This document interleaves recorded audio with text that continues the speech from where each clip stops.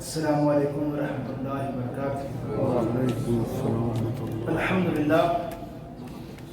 الحمد للہ نحمده ونستعینه ونستغفره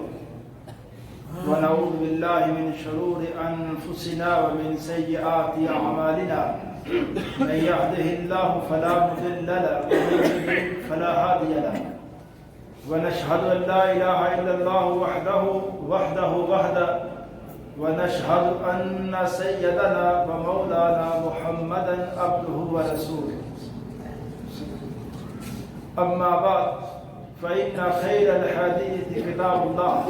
وخير الهدي هدي محمد صلى الله عليه وسلم، وشر الأمور محدثاتها وكل محدثة بدعة وكل بدعة ضلالة وكل ضلالة في النار. اللهم صل على محمد وعلى آل محمد كما صليت على إبراهيم وعلى آل إبراهيم إنك حميد مجيد. اللهم بارك على محمد وعلى آل محمد كما باركت على إبراهيم وعلى آل إبراهيم إنك حميد مجيد. أعوذ بالله السميع العليم من الشيطان الرجيم من همزه ونفخه ونفثه. بسم اللہ الرحمن الرحیم. ومن يعمل سوءا او يظلم نفسه ثم يستغفر الله يجد الله غفورا رحیما. ہر قسم کی تحمید و ستائش، کبریائی، بڑائی اللہ وحدہ لا شریک کی ذات کے لیے،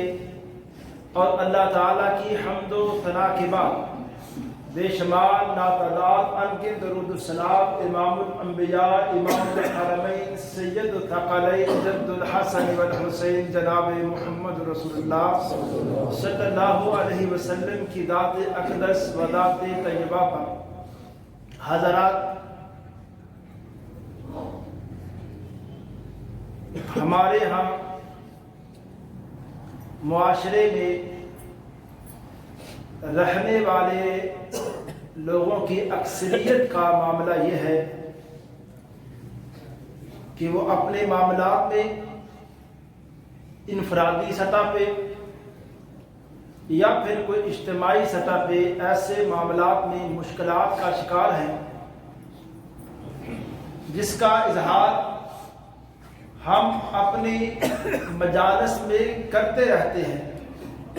کبھی اپنے ملک کے نظام کا شکوہ، کبھی اپنے گھر کے معاملات میں جو خرابی ہے اس کا اپنے دوستوں کے ساتھ اظہار، کبھی کاروباری معاملات اور دیگر ایسے معاملات جن کے حوالے سے جو ہماری پریشانیاں ہیں ان کا شکوہ، ان کا اظہار ہم اپنے جو قریبی ترین لوگ ہوتے ہیں ان سے ان کا تذکرہ کرتے ہیں،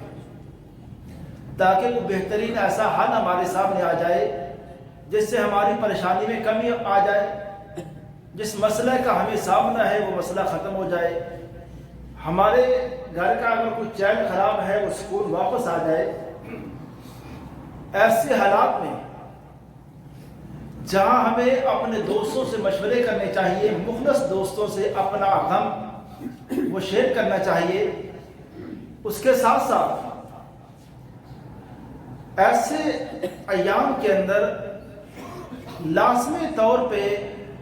وہ مسلمان جیسا کیسا بھی ہے وہ اپنے رب سے بھی بہت زیادہ قریب ہو جائے. ہمارے یہاں دراصل یہ سمجھا جاتا ہے کہ اللہ تعالیٰ کے ساتھ بات وہ بندہ کرے، اللہ تعالیٰ کے ساتھ دعا کے لیے ہاتھ وہ بندہ اٹھائے جس کی پتہ نہیں کوئی سفید داڑھی ہونی چاہیے، سر پہ ٹوپی ہونی چاہیے، وہ کوئی قاری صاحب ہوں یا کوئی بہت بڑے کوئی بزرگ ہوں.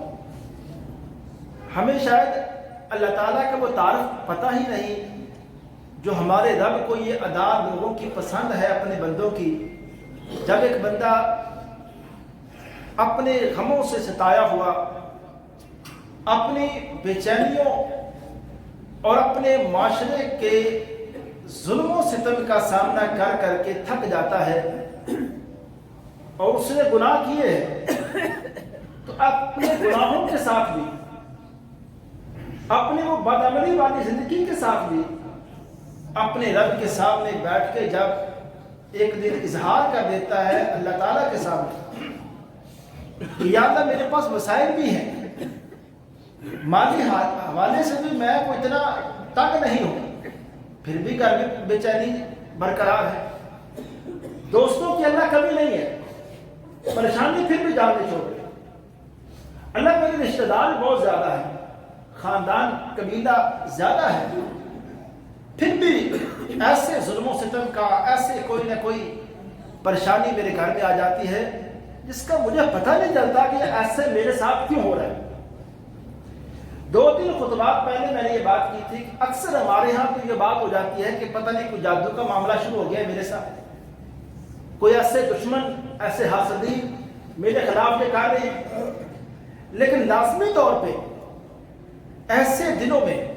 اور آج کل دیکھ لیں نا ہمارے ملک میں بھی ایک خبر چل رہی ہے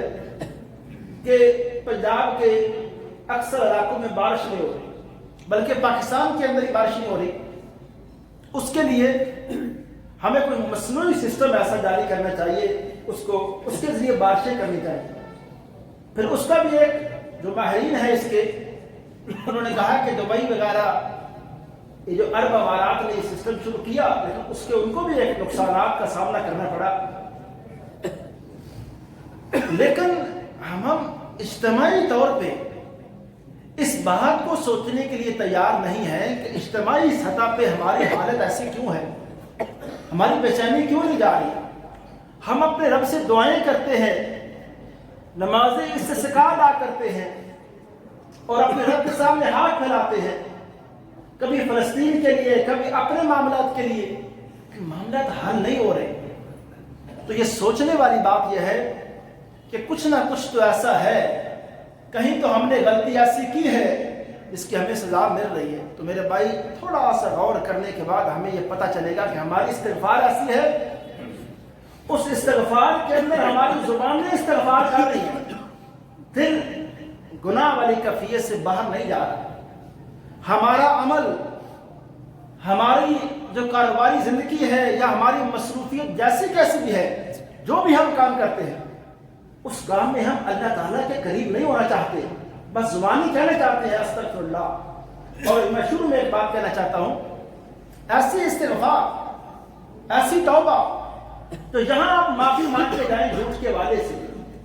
لیکن میرے بھائی آج کا سورج غروب نہ ہو تو جا کے باہر جھوٹ کا کاروبار کر لیں۔ آج ہم توبہ کر کے جائیں اپنے رشتہ داروں کے والے سے صلہ رحمی کی، لیکن یہاں سورج غروب نہ ہونے میں اپنے بھائی سگے سے چند پیسوں کے لیے تلخی کر دیں، اور اسی طرح ہم توبہ کریں حرام خوری سے، لیکن یہاں آج کا دن میرے بھائی اس کا سورج غروب نہ ہو، ہم حرام کے اسی کاروبار کے اندر جا کے لگ جائیں، مصروف ہو جائیں، تو پھر یہ توبہ نہیں ہے، یہ دھوکہ ہے کس کو؟ اپنے آپ۔ یہ کوئی نہ سوچے کہ ہم توبہ کر کے ایسی جھوٹی موٹی توبہ کر کے اللہ معاف کرے، اللہ کو دغا دے رہے ہیں، دغا اللہ کو کوئی نہیں دے سکتا، یہ دغا، یہ دھوکہ، یہ فراڈ اپنے ساتھ ہے۔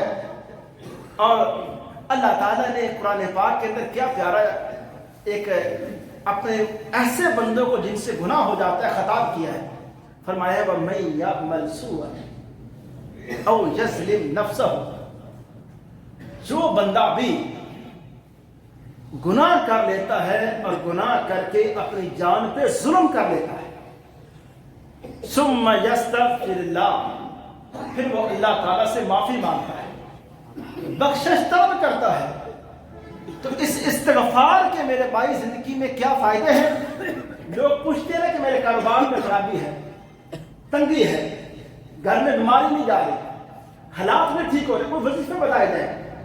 استغفر اللہ کا جو وظیفہ ہے نا، اس سے بڑا کوئی وظیفہ نہیں ہے، اگر بندہ دل لگا کے اس وظیفے کو کرے، اور کتابوں کے اندر اس کا جسے کہتے ہیں کہ مجرد وظیفہ ہے،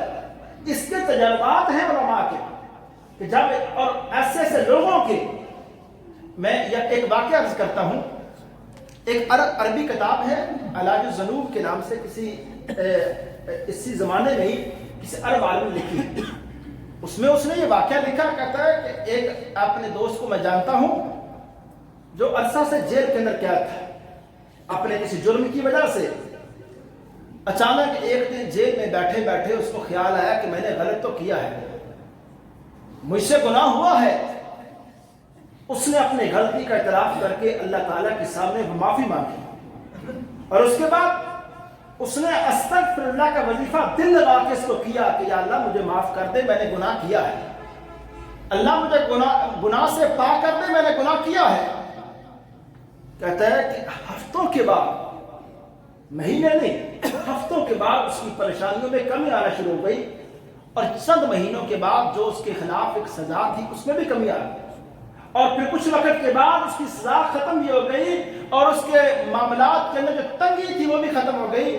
آپ ذرا اس حوالے سے قرآن پاک کے واقعات کے اندر بھی تھوڑا سا غور و فکر کریں گے تو ہمیں یہ بات سمجھ آئے گی۔ میں قرآن پاک کے چند ایک واقعات جو ہے نا ان سے میں اتنا متاثر ہوں کہ میرے دل کے وہ اتنے واقعات قریب ہیں، جس میں ایک واقعہ حضرت یونس علیہ السلام کا، توبہ استغفار، ایک ہے قوم یونس، ایک ہے حضرت یونس علیہ السلام کا واقعہ۔ میں پہلے قوم یونس کا ایک تذکرہ کر دوں۔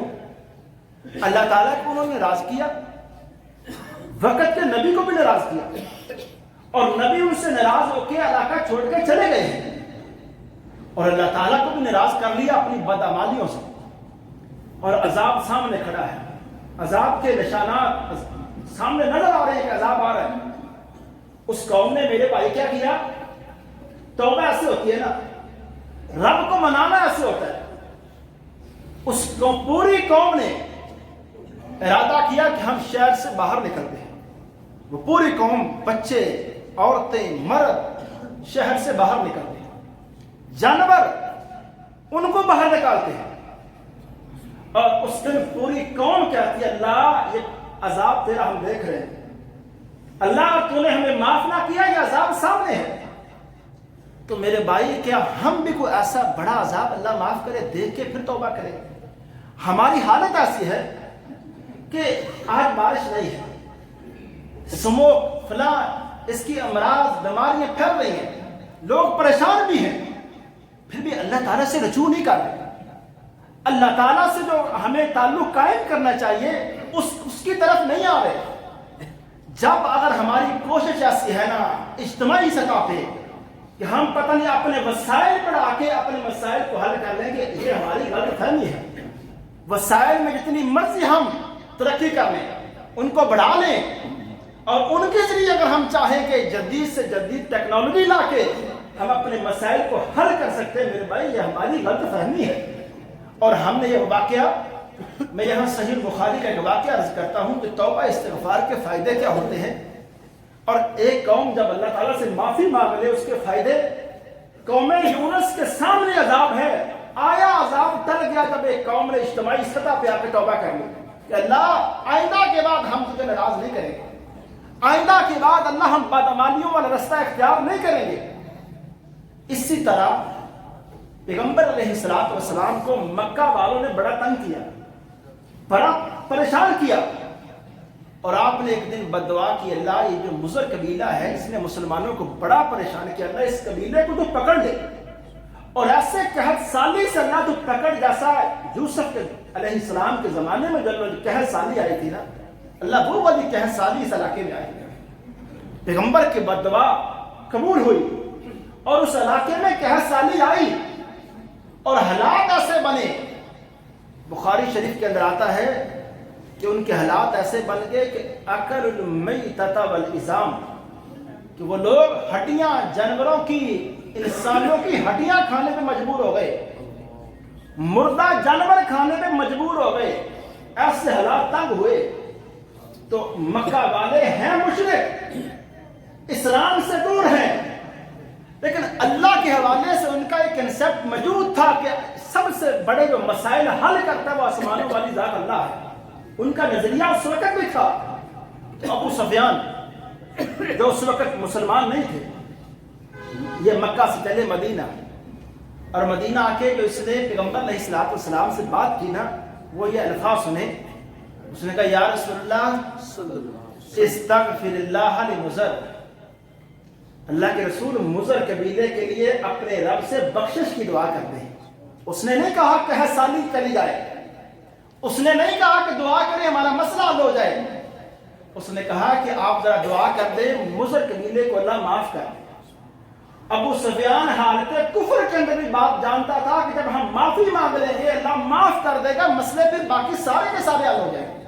اصل مسئلہ ہے رب کی ناراضگی کا۔ جب ایک قوم پہ رب ناراض ہو پھر جو مرضی ہو جائے،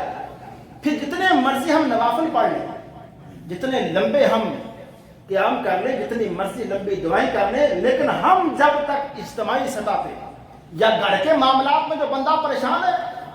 جب تک وہ استغفار کی طرف نہیں آتا، اپنے رب سے اپنے گناہوں کی معافی نہیں مانگتا، اس بدعمالیوں کے رستے سے دور نہیں ہٹتا، وہ سوچے بھی نہ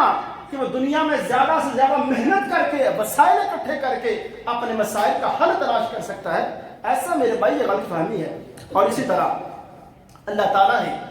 جب ان کے مسائل کو حل کر دیا، قرآن پاک نے پھر اس کا نقشہ کھینچا، اِنَّا كَاشِفُ الْعَذَابِ قَلِيلًا إِنَّكُمْ عَائِدُونَ۔ اے پیغمبر، ہم نے ان سے آپ کے استغفار کرنے کی وجہ سے ہم نے ان کا چھوٹا سے جو عذاب ہے یہ ٹال دیا، لیکن اے پیغمبر جن بدعمالیوں سے توبہ کر رہے ہیں انکم عائدون، یہ لوگ دوبارہ ان بدعمالیوں کی طرف دوبارہ آئیں گے، لیکن پھر ہم قیامت والے دن پھر ایسے عذاب سے پکڑیں گے جس عذاب سے ان کو چھڑانے والا کوئی نہیں ہوگا۔ حضرات میرے بھائی، میں یہ عرض یہ کرنا چاہتا ہوں، حضرت عمر رضی اللہ تعالیٰ عنہ کے دور کے اندر بارشوں کا سلسلہ بند ہوا، بارشوں کا سلسلہ بند ہوا۔ حدیث کے اندر اگر واقعات ہم تلاش کریں نا بارشوں کے حوالے سے تو چند ایک واقعات میرے ذہن میں آ رہے ہیں۔ ایک واقعہ ہوا کہ پیغمبر علیہ السلام سے کہا کہ اللہ کے رسول بارش کے لیے دعا کریں، آپ خطبہ دے رہے ہیں، خطبہ ایک بندہ اس نے کہا اللہ کے رسول ہمارے علاقے میں بارش نہیں ہو رہی، آپ ذرا دعا فرمائیں کہ بارش ہو جائے۔ آپ نے اس بندے کے لیے دعا فرمائی کہ اللہ اس علاقے میں جہاں یہ چاہتا ہے بارش ہو جائے۔ اس علاقے میں بارش شروع ہو گئی، پورا ہفتہ بارش ہوتی رہی۔ اگلے دن وہ دوبارہ آیا، وہ بندہ دوبارہ مجمع میں کھڑا ہوا، اس نے کہا اللہ کے رسول اب تو بارش اتنی زیادہ ہو گئی ہے، اب پھر تباہی ہے، اب دعا فرمائے اس بارش کو اللہ کسی اور علاقے میں لے جائے۔ آپ نے پھر دعا فرمائی، بارش کسی اور علاقے میں چلے گئی۔ ایک موقع ہوا، انس کہتی ہیں اللہ کے رسول علیہ السلام سے گزارش کی گئی اللہ کے رسول باہر نکلے دعا فرمائیں بارش کے لیے۔ آپ باہر نکلے، بارش کی دعا فرمائی، اور جیسے دعا فرمائی انس کہتے ہیں فوراً بارش کا نزول ہوا، اور پیغمبر علیہ السلام نے اپنے پیٹ مبارک سے کپڑا ہٹا کے بارش کے قطروں کو ڈائریکٹ اپنے پیٹ پہ لگنے دیا، آنے دیا، اور صحابہ کی طرف مسکرا کے کہا ابھی یہ لوگ بارش طلب کر رہے تھے، بارش آئی ہے یہ بھاگ رہے اس بارش سے۔ تو اسی طرح سیدنا معاویہ رضی اللہ تعالیٰ عنہ کے دور کے اندر لوگوں نے کہا بارش کی دعا فرمائیے۔ حضرت معاویہ نے صحابی تھے حضرت یزید رضی اللہ تعالیٰ عنہ، بزرگ صحابی تھے، ان کو میدان میں لائے، کہا آپ بزرگ ہیں، اور یہی کام کیا تھا حضرت عمر رضی اللہ تعالیٰ عنہ نے۔ ان کے دور میں جب بارش ایک دفعہ نہیں ہوئی، انہوں نے پیغمبر علیہ السلام کے چچا کو جو بوڑھے ہو چکے تھے لائے، اور کیا منظر ہوگا، سفید داڑھی والے سیدنا عباس نے جب اللہ تعالیٰ سے گناہوں کی معافی مانگی کہ اللہ تو ہم پہ کرم فرما دے، اللہ تو بارش نازل فرما دے۔ اور اسی طرح حضرت عمر رضی اللہ تعالیٰ عنہ کے دور کے اندر ایک اور واقعہ پیش آیا بارش کا۔ اب وہ واقعہ میں آپ کے سامنے رکھنا چاہتا ہوں۔ حضرت عمر نے لوگوں کو ساتھ لیا، اور لوگوں کو ساتھ لے جانے کے بعد ایک جگہ اکٹھے ہوئے، اور جا کر انہوں نے زیادہ سے زیادہ استغفار کیا کہ اللہ ہمیں معاف کر دے۔ لوگوں نے کہا امیر کیا معاملہ ہے، یا امیر المومنین ما سمعنا کا استقیت، ہم نے آپ کی پوری دعا میں تو سنا ہی نہیں کہ آپ نے کوئی بارش بھی مانگی ہے، آپ نے بارش کی بات تو کی نہیں، ہم تو بارش کے لیے آئے تھے۔ حضرت عمر نے کہا لوگوں آپ نے قرآن نہیں پڑھا، قرآن کے اندر اللہ تعالیٰ نے یہ بات ارشاد فرمائی ہے استغفروا ربکم انہ کان غفارا، اے لوگوں اپنے رب سے اپنے گناہوں کی معافی مانگو، وہ تمہیں خوب بخشنے والا ہے، اور جب تم اپنے گناہوں کی معافی مانگو گے یرسل السماء علیکم مدرارا، وہ بڑی دانے دار بارش ایسی تم پہ نازل کرے گا جس میں کوئی نقصان نہیں ہوگا، رحمت والی بارش تم پہ نازل کرے گا۔ اور جب تم اپنے گناہوں کی معافی مانگو گے صرف بارشوں کا سلسلہ ہی شروع نہیں ہوگا بلکہ وَيُمْدِدْكُمْ بِأَمْوَالٍ وَبَنِينَ، وہ تمہیں مال بھی دے گا، وہ تمہیں اولاد بھی دے گا، اور وَيَجْعَلْ لَكُمْ جَنَّاتٍ وَيَجْعَلْ لَكُمْ أَنْهَارًا، وہ تمہارے لیے ایسے باغات، ایسی نہریں، دنیا کی دنیاوی طور پہ ایسی معیشت تمہارے لیے ایسی بہترین کر دے گا۔ جب ایک قوم، اور یہ واقعہ میرے بھائی صرف قرآن کے اندر یہ بات صرف لکھی ہوئی نہیں ہے، ایسا نہیں ہے کہ پریکٹیکل مسلمانوں نے جب ایسا کیا تو اس کے اثرات انہیں دیکھے نہ ہو۔ مکے کے وہ لوگ، کبھی آپ نے ان کی ہسٹری پڑھ کے دیکھیں مکے والوں کی، کہ پیغمبر علیہ السلام کے دور سے پہلے یہ مکے والے، یہی ان کے پاس تجارت کا سسٹم، لڑنے مرنے کے لیے وہی طاقت اور وہی پاور، لیکن یہ لوگ اتنے خوشحال نہیں تھے، یہ لوگ اتنے پرسکون زندگی نہیں گزار رہے تھے، ان کی کوئی کسی علاقے میں کوئی بڑی حکومت نہیں تھی۔ جب اسی علاقے کے لوگوں نے، مکے والوں نے اللہ تعالیٰ کو راضی کیا اور اپنی اس بدعمالیوں کی زندگی کو چھوڑا حضرت، تو پھر یہی وہ مکہ ہے، یہی وہ مدینہ ہے جہاں اللہ تعالیٰ کی ایسی رحمتوں کا نظر ہوا، وہ تھوڑے سے وقت کے لیے باہر نکلتے اللہ سے جو مانگتے اللہ فوراً عطا کر دیتا۔ یہ وہ وقت تھا جب اللہ اس قوم پہ راضی تھا۔ اللہ تعالیٰ نے، یہ حضرت جابر کا ایک واقعہ میرے ذہن میں ابھی آیا۔ حضرت جابر کہتے ہیں ایک وقت وہ تھا احد کی جنگ میں، جب میرے والد جب شہید ہوئے تو میں 6 بہنیں یتیم، اور ان کا وارث اکیلا میں، اور میری بھی شادی نہیں ہوئی تھی، اور میرا والد اتنا زیادہ قرض چھوڑ کے گیا تھا جس کے والد سے میں سوچتا تھا یہ قرض کیسے ختم ہوگا۔ چند مہینوں کے بعد وہ قرض بھی ختم ہوا، بہنوں کی ذمہ داری بھی میں نے ادا کی، اور ایک وقت آیا جعفر نے ایک بندے کو کہا کہ ابھی تو حالات ایسے ہیں، 1 لاکھ درہم میرے اکیلے کے پاس ہیں، 1 لاکھ درہم جو آج کروڑوں کی جائیداد ہے۔ میں یہ عرض کرنا چاہتا ہوں کہ جیسے خیبر کی جنگ ہوئی، مسلمانوں کے ایسے حالات بہتر ہوئے، اللہ تعالیٰ کا نظام ایسا ہے، وہ اجتماعی سطح پہ ہو یا انفرادی، اللہ تعالیٰ بندوں کو آزماتا ضرور ہے، ایک انفرادی سطح پہ بھی اجتماعی سطح پہ بھی، لیکن جب ایک قوم یہ تہیہ کر لے کہ ہم نے بدعمالیوں کی طرف نہیں آنا، یہ سختیاں برداشت کرنی ہے، اللہ کے امتحانات کا سامنا کرنا ہے، اللہ تعالیٰ سے ہم نے دور نہیں ہٹنا، ہم نے صرف توکل اور بھروسہ اسی پہ کرنا ہے، تو میرے بھائی اللہ تعالیٰ کی طرف سے گھروں کے اندر انفرادی سطح پہ جو انسان کو سکون ملتا ہے، اس کے لیے پیغمبر علیہ السلام کا ایک فرمان سنیے۔ آپ نے فرمایا من لزم الاستغفار جعل اللہ لہ من کل ضیق مخرجا، جو بندہ بھی استغفار کو، اللہ تعالیٰ سے معافی کو لازم پکڑ لیتا ہے، اللہ تعالیٰ پھر اس کے لیے مشکلات سے نکلنے کا راستہ نکال دیتے ہیں، اور اللہ تعالیٰ اس کے لیے پریشانیوں کے ایسے راستے نکالتے ہیں جن راستوں کا انسان کو گمان بھی نہیں ہوتا کہ اس راستے سے میری مشکل حل ہو سکتی ہے۔ تو صرف اور صرف ہمیں اس بات کا تہیہ کرنا ہے، ہمیں اس بات کا انفرادی اور اجتماعی سطح پر تہیہ کرنا ہے کہ ہم صرف وسائل کو اکٹھا کر کے اپنے مسائل کو حل نہیں کر سکتے جب تک ہم اپنے رب سے وہ والا تعلق نہیں بنا لیتے جو تعلق ایک مسلمان کا ایک اپنے رب تعالیٰ کے ساتھ ہے۔ اور جب مسلمانوں کا تعلق اپنے رب کے ساتھ تھا اور مضبوط تعلق تھا، اس وقت کسی علاقے میں یہ خبریں سننے کو نہیں ملتی تھی کہ مسلمانوں کے بڑے علاقے کو کفر جو ہے ظلم و ستم کا نشانہ بنا رہے ہیں، یا ایک بڑے علاقے کو، مسلمانوں کے ایک بڑے علاقے کو فلاں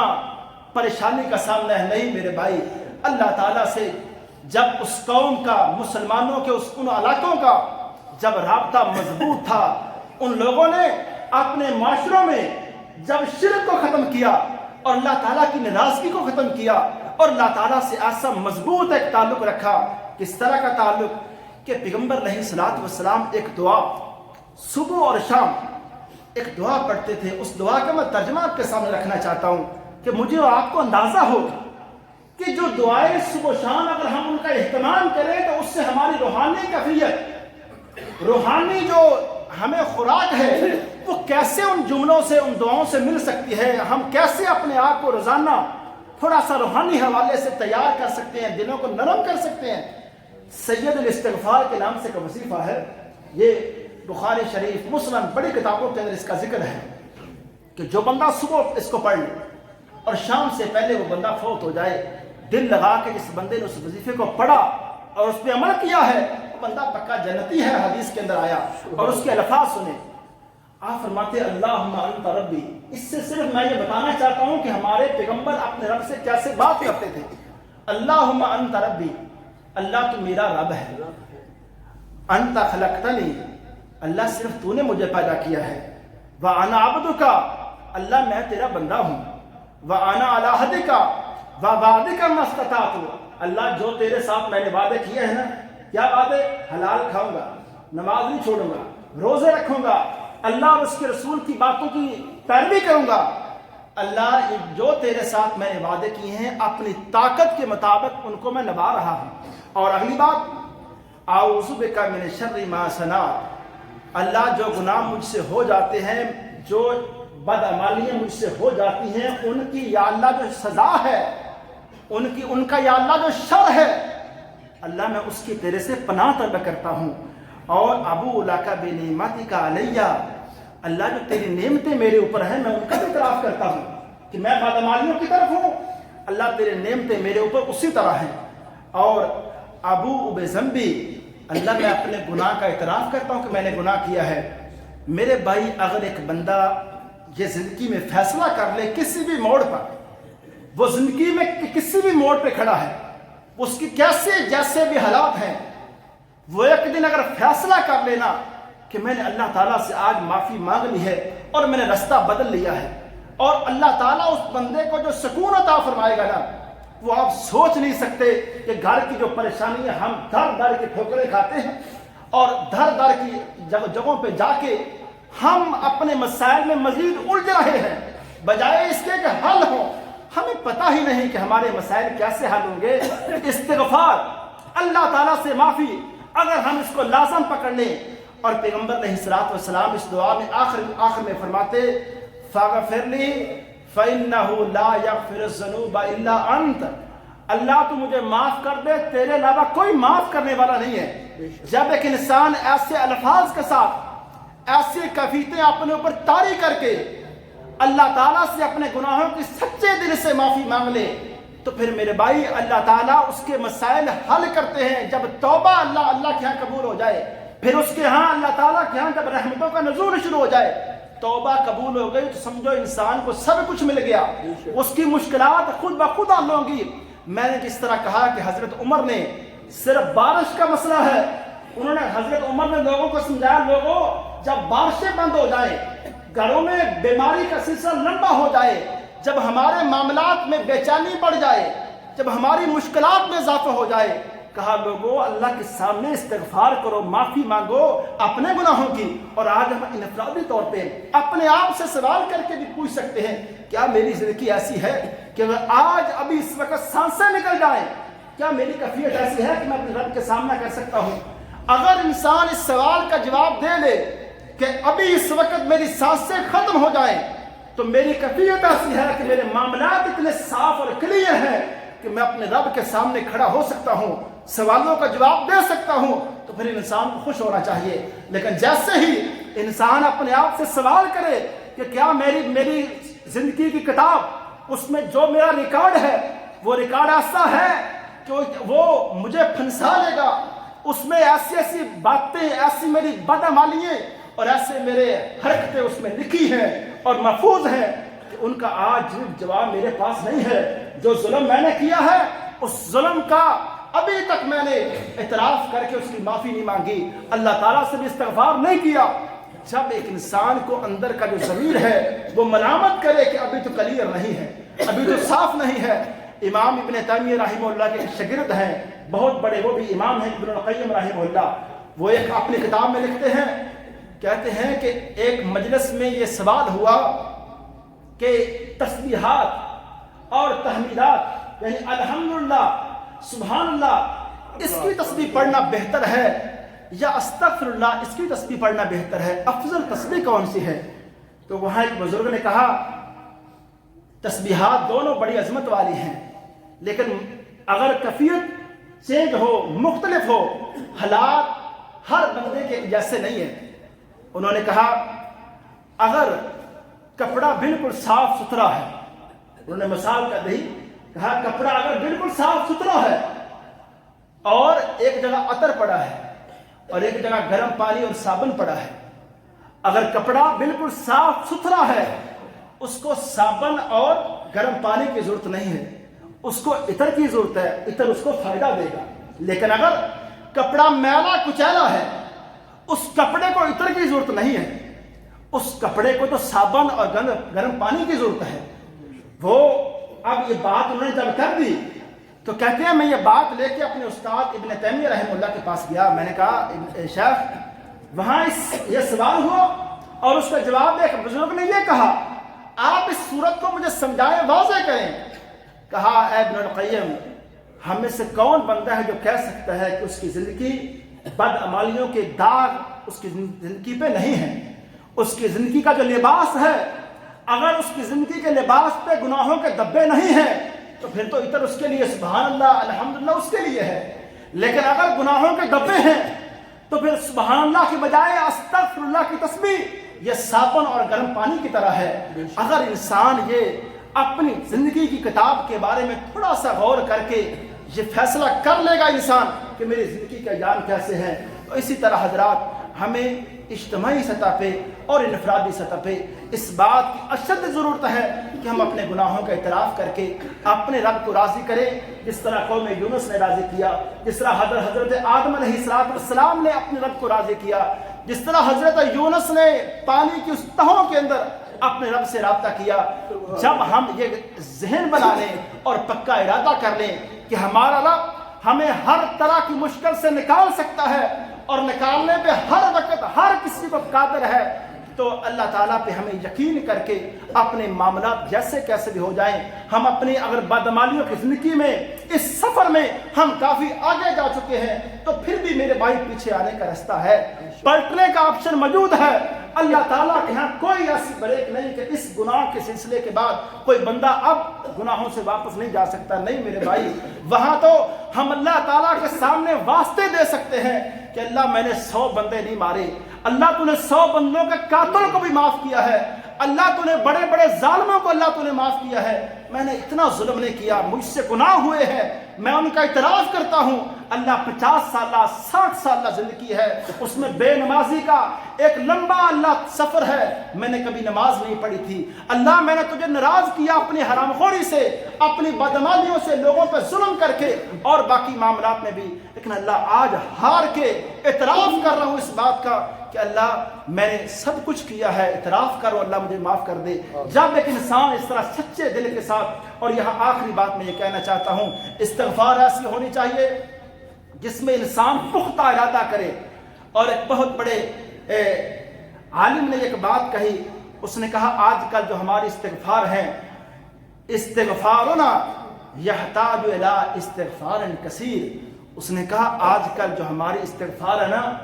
ہماری استغفار کو بہت زیادہ استغفار کی ضرورت ہے، کہ ہماری وہ استغفار ہی ایسی نہیں ہے جس سے اللہ تعالیٰ معاف کرتا ہے۔ ہمیں اپنے استغفار پہ بھی غور کرنا چاہیے کہ گناہوں کے ایک وقت میں ہم معافی مانگ رہے ہیں اور دوسرے لمحے ہم اس استغفار کو توڑ رہے ہیں، ایسی ہمیں استغفار نہیں۔ سچے اور پکے دل کے ساتھ اگر ہم معافی مانگ لیں تو اللہ تعالیٰ ہمارے جیسے بھی حالات بن چکے ہیں، اللہ تعالیٰ ان کو ختم کرنے پہ، ٹالنے پہ، بدلنے پہ اللہ تعالیٰ مکمل قادر ہے۔ وما علیہ الحمدللہ نحمده ونصلي على رسوله الكريم، اما بعد فإن خير الحديث كتاب الله وخير الهدي هدي محمد صلى الله عليه وسلم وشر الأمور محدثاتها وكل محدثة بدعة وكل بدعة ضلالة وكل ضلالة في النار۔ اللهم صل على محمد وعلى آل محمد كما صليت على إبراهيم وعلى آل إبراهيم إنك حميد مجيد۔ اللهم بارك على محمد وعلى آل محمد كما باركت على إبراهيم وعلى آل إبراهيم إنك حميد مجيد۔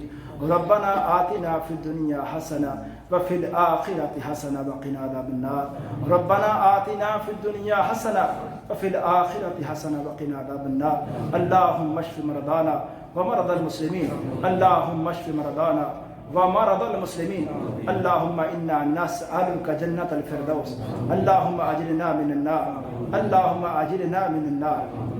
سبحان ربك رب العزة عما يصفون وسلام على المرسلين والحمد لله رب العالمين.